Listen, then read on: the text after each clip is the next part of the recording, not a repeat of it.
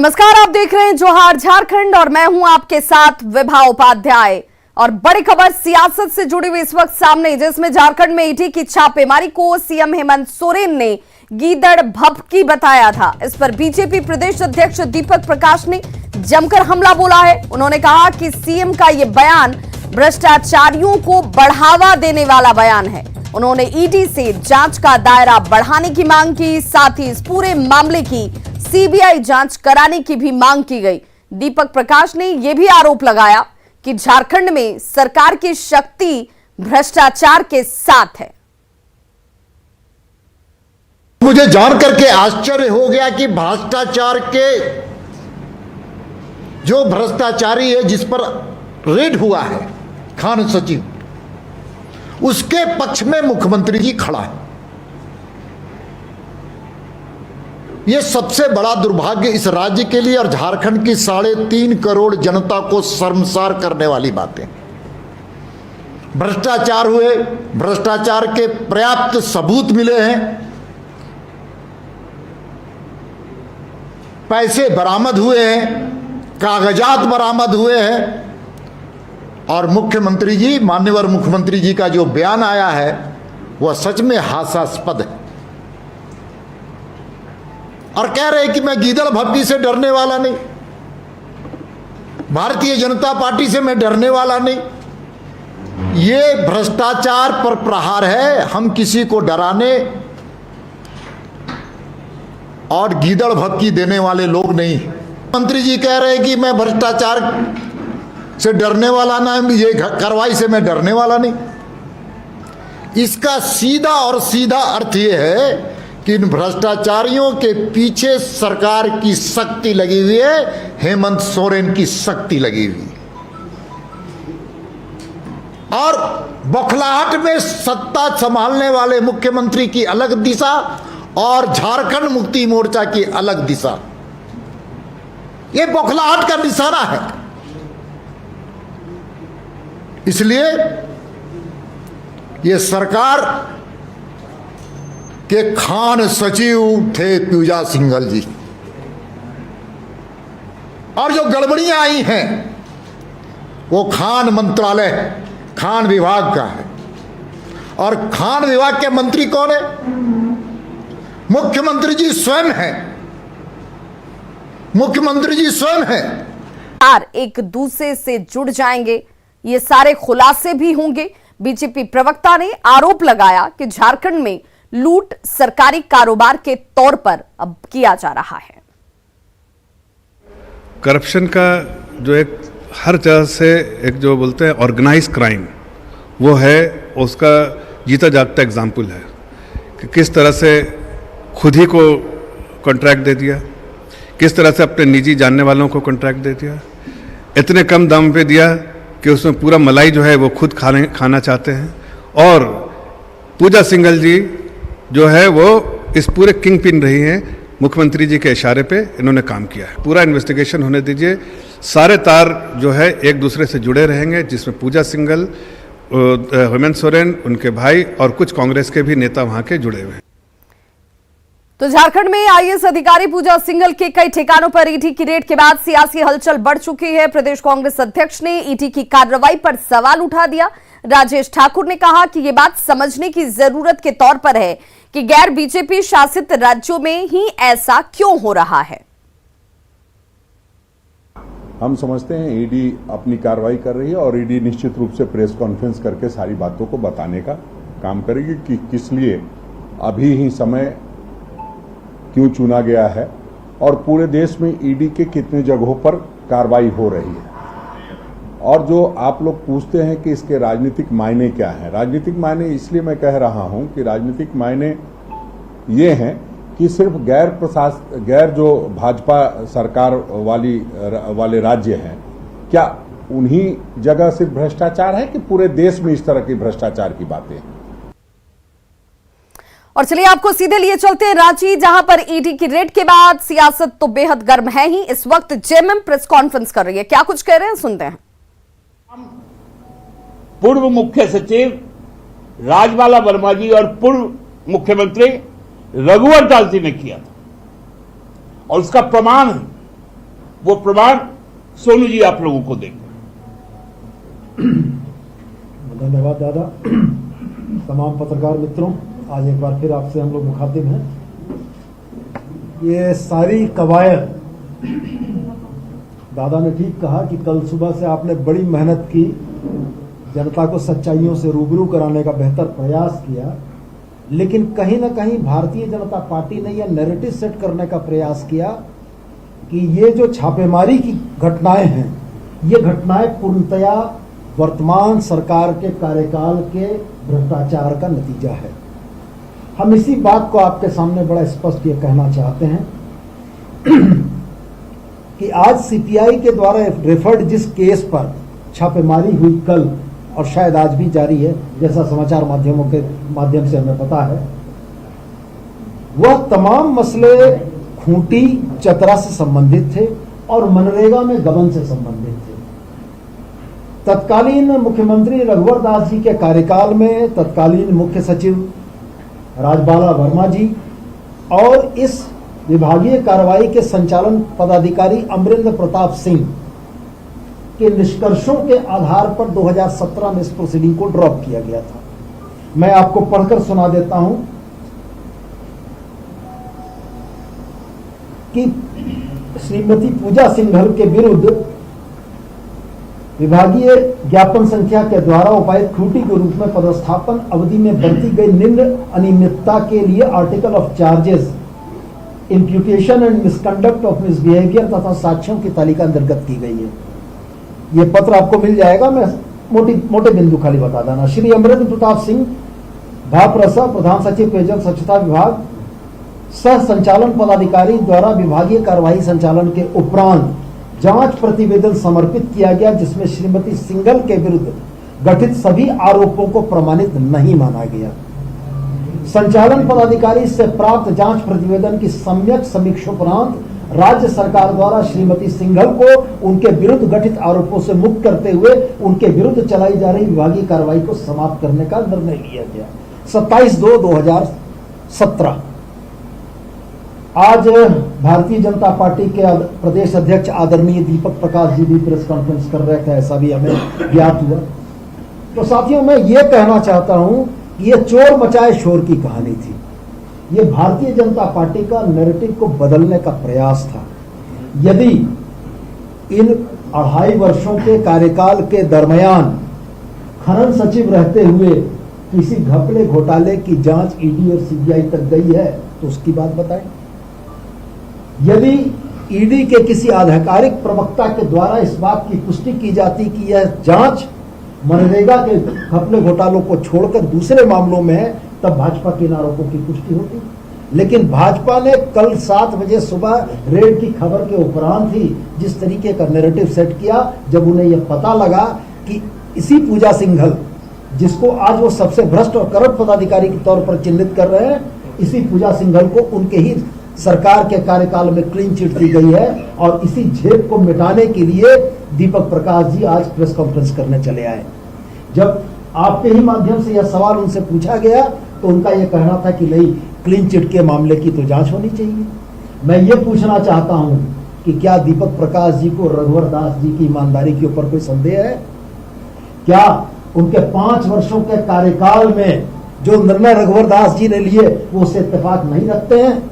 और अगर यह परिस्थिति है तो उनको यह जनता को बताना चाहिए था कि मनरेगा के मामले में हुई कार्रवाई को खान के मामले से जोड़कर हेमंत सरकार की जिस छवि को खराब करने का उन्होंने प्रयास किया है, जनता तमाम चीजों को देख रही है। और हम भी तमाम दस्तावेजों और साक्ष्यों के साथ आपके समक्ष उपस्थापित है, यह बताने के लिए कि मसले कहां के थे, कहां से तार जुड़े और ये कहां ले जाए जा रहे हैं। हिटलर के सेनापति गोएबल्स ने कहा था कि झूठ को अगर 100 बार पूरी मजबूती से बोला जाए तो वह सच हो जाएगा।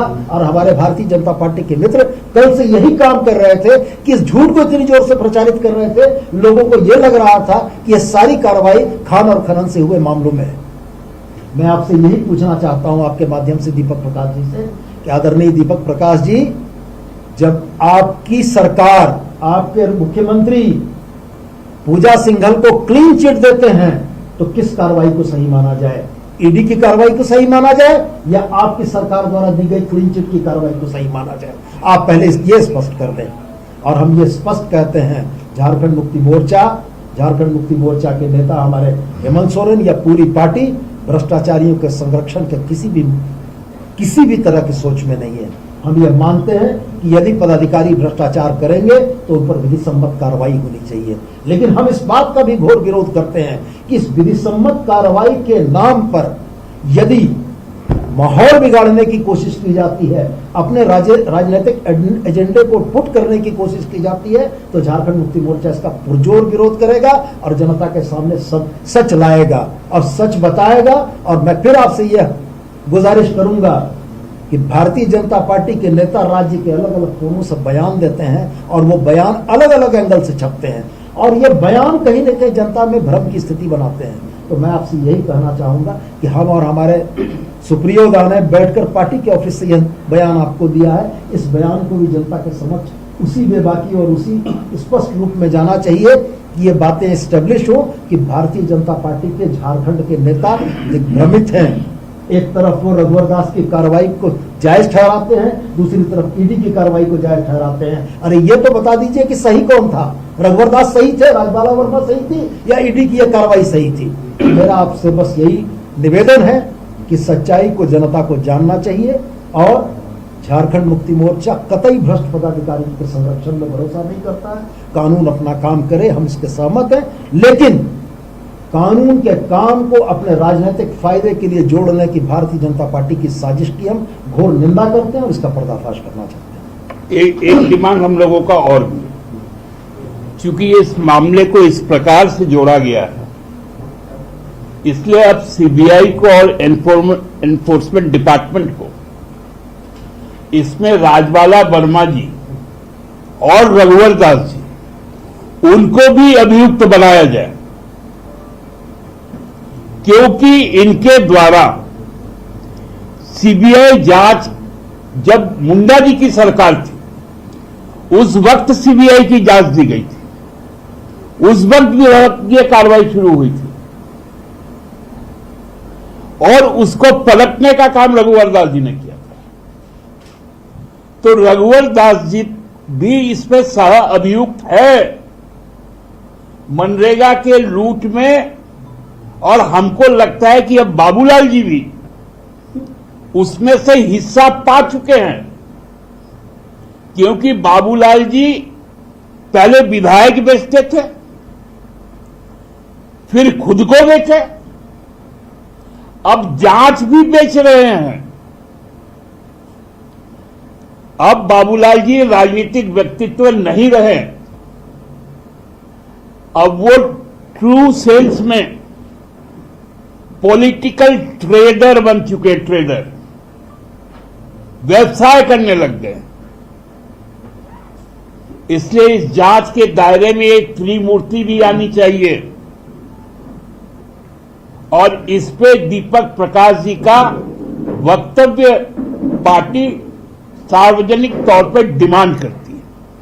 इतना ही आप लोगों को कहना था। कोई यदि प्रश्न है तो वो अपेक्षित है। आप मान रहे हैं ना आप लोग कि ये जो कार्रवाई हुई है इसमें पूजा सिंगर के सीए के यहाँ से जो चीजें मिली है, तो आप इस आईएएस को दोषी तो मान रहे हैं कि नहीं मान रहे? हम जब तक दोषी कोई करार नहीं दिया जाता तब तक दोषी नहीं मानते, लेकिन इसमें यदि विभागीय कार्रवाई पहले शुरू हो जाती है तो जाहिर तौर पे ये हमारे सरकार की पदाधिकारी नहीं होती। लेकिन जब चूंकि ये हमारे सरकार की पदाधिकारी है तो हमको तो उनको विभाग भी देना पड़ेगा, क्योंकि विभाग हमारे पास में अधिकारियों की कमी है। हर अधिकारी के पास में 2-2, 3-3 विभाग है, क्योंकि हम बार बार बोलते हैं कि हमको आईएएस दो, हमको आईपीएस दो, हमको अन्य जो सेवाएं हैं उससे पदाधिकारी दो, आईएफएस दो। ये तीनों सेक्शन में हम डेफिसिट है और हमारे आईएएस आईपीएस को उठाकर सेंट्रल ले जाया जाता है। आज हमारे 12-14 आईएएस वहां पर डेपुटेशन में, सेंट्रल डेपुटेशन पे, तो आपके पास मजबूरी है। लिमिटेड आईएएस है, सीनियोरिटी जो होता है उस पर आपको देना ही है सेक्रेटरी। तो सुप्रियो भट्टाचार्य को आप सुन रहे थे। जेएमएम की तरफ से प्रेस कॉन्फ्रेंस किया जाता हुआ, जिसमें जेएमएम का यह आरोप है कि यह मामला 2008 और 2009 का है, जिस दौरान पूजा सिंघल को क्लीन चिट दे दी गई थी। उस मामले को आज के संदर्भ में जोड़कर सरकार के ऊपर सवाल उठाए जा रहे हैं। इसे खनन विभाग से जोड़कर बताया जा रहा है, दिग्भ्रमित करने की कोशिश की जा रही है। तो आईएएस पूजा सिंघल के ठिकानों पर प्रवर्तन निदेशालय की टीम की छापेमारी जारी है। रांची का पल्स हॉस्पिटल ईटी की कार्रवाई का केंद्र बिंदु बनता जा रहा है। छापेमारी में आज पहले के मुकाबले ईटी के अधिकारियों की संख्या बढ़ चुकी है। पिछले 32 घंटे से अधिक समय से ये छापेमारी अब भी चल रही है और इस बीच छापेमारी में कई अहम दस्तावेज मिलने की जानकारी भी सामने आ रही है। संभावना ये जाहिर की जा रही है कि रेड शाम तक चलेगी। इधर रांची के पल्स हॉस्पिटल से ईडी की गाड़ी भी बाहर निकलती हुई दिखी। इनोवा गाड़ी में ईडी के अधिकारी पल्स हॉस्पिटल से बाहर निकले।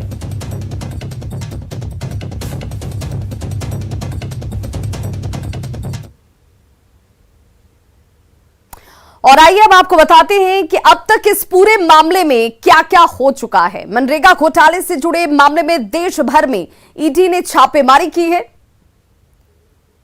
यह पूरा मामला मनरेगा घोटाले से जुड़ा हुआ है, जिस पर ईडी की कार्रवाई चल रही है। ईडी के रडार पर झारखंड में माइनिंग सेक्रेटरी के पद पर काम कर रही आईएएस पूजा सिंघल रहीं। ईडी ने पूजा सिंघल के पति के सीए सुमन कुमार के घर पर छापेमारी की और छापेमारी में 19 करोड़ 31 लाख रुपए की बरामदगी की गई। ईडी ने सीए सुमन को हिरासत में ले लिया है। वहीं आईएएस पूजा सिंघल के पति अभिषेक झा के पल्स हॉस्पिटल में छापेमारी की जा रही है। कई अहम दस्तावेज के साथ लैपटॉप भी बरामद किया गया है। हालांकि लैपटॉप का पासवर्ड नहीं मिल रहा है। वहीं आज कल के मुकाबले अधिक संख्या में ईडी के अधिकारी जुटे हुए हैं जांच में और छापेमारी शाम तक चलने की संभावना है।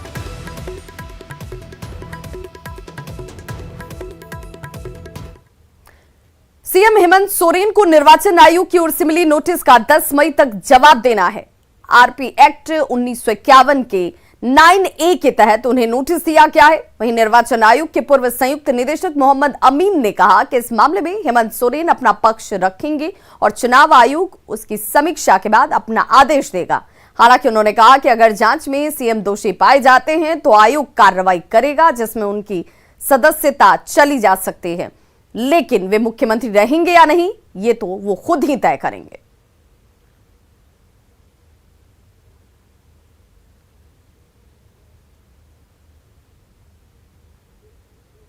को 9A के अंतर्गत उनको नोटिस दिया गया है और उनसे जवाब मांगा गया है 10 मई तक।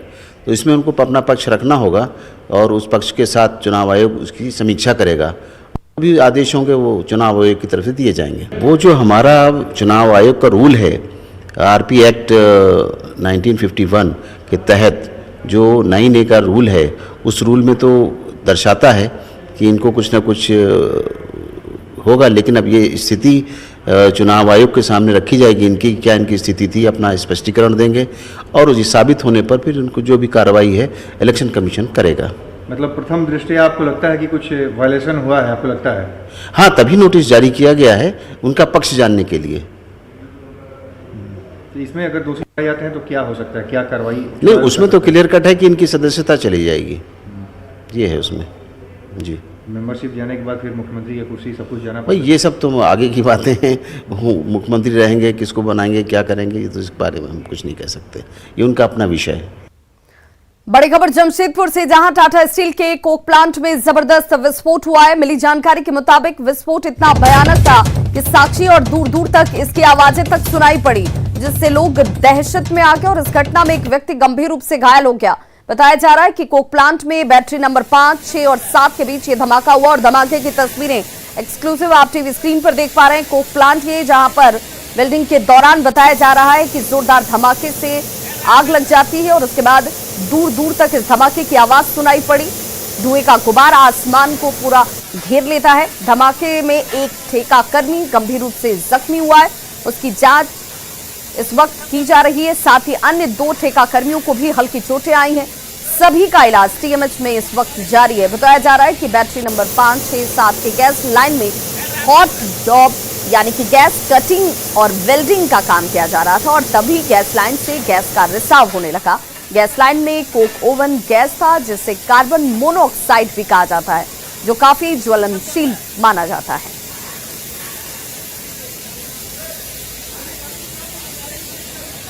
देखिए किस तरीके से ये कोक प्लांट, जहां पर अचानक से विस्फोट हुआ और अफरा तफरी मच गई। खबर रांची से आ रही है बड़ी, जहां पर ईडी की छापेमारी के बाद सुर्खियों में आए पल्स हॉस्पिटल की संवेदनहीन चेहरा जो है वो भी सामने आ गया। रांची के पल्स अस्पताल प्रबंधन ने 4 लाख रुपए नहीं देने पर युवक करण लोहरा के शव को बंधक बनाकर रखा था। न्यूज 18 पर खबर दिखाए जाने के बाद उसके शव को परिजनों को सौंपा गया है। मृत युवक का शव देखने के बाद परिजनों ने अस्पताल प्रबंधन पर गंभीर आरोप लगाए हैं। मृत युवक के पिता बंधन लोहरा ने कहा कि शरीर के किसी अंग के साथ छेड़छाड़ हुई है। युवक के सिर में चोट लगी थी, जबकि उसके पेट में लंबा चीरा लगाया गया है। डॉक्टर भी इस मामले में कुछ भी बोलने से बच रहे हैं। वहीं सरना समिति ने कहा कि अस्पताल का निर्माण गलत तरीके से भूई हरी जमीन पर किया गया है और इस जमीन पर किसी भी तरह से निर्माण कार्य नहीं हो सकता। तो खबरों का सिलसिला लगातार जारी है। आप देखते रहिए न्यूज 18 बिहार झारखंड।